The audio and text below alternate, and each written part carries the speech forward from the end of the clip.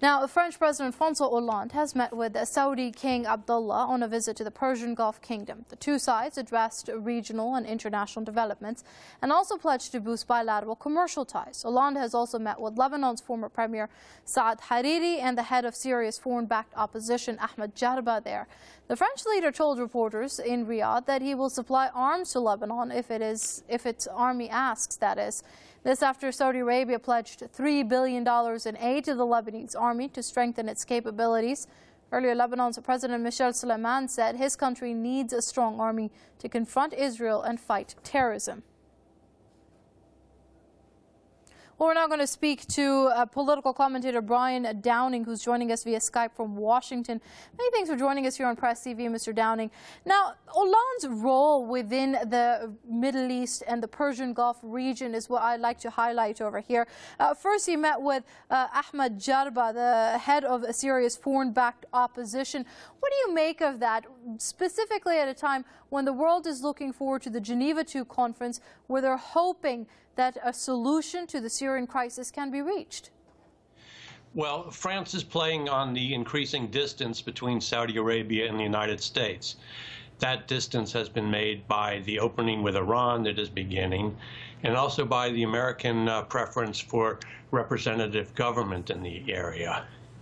Furthermore, France is trying to sell weapons to the Gulf Coast, the Gulf countries, and also to Lebanon, replacing the United States, Britain, and some other countries as arms providers-in-chief for those countries.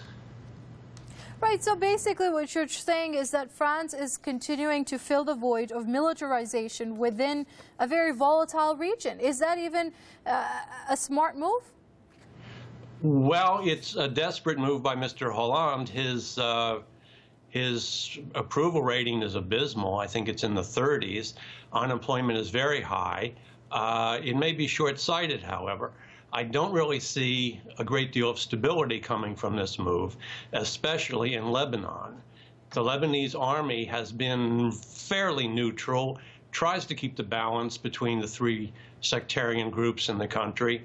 But if Saudi Arabia is funding $3 billion, funneling $3 billion into the country, I'm afraid it could become a cat's paw of Saudi influence, which of course is aimed at reducing Iranian, Shia, and Hezbollah influence in the region.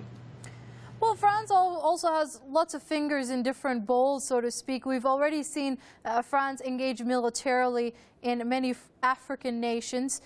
Can it continue to do so, specifically considering its economic situation at the moment? Well, the operations in the Central African Republic are very problematic, potentially.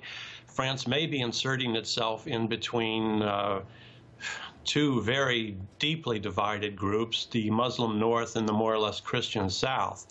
That could just be a military nightmare for France, which would become increasingly expensive and politically problematic for France. I think we're going to see a lot more decay in central control in many countries around in Africa and the Middle East, I'm afraid. And I don't think there are enough foreign or internal troops that are going to be able to keep the peace. Okay, let's see how this pans out. Brian Downing, political commentator, joining us from Washington. Thank you very much indeed.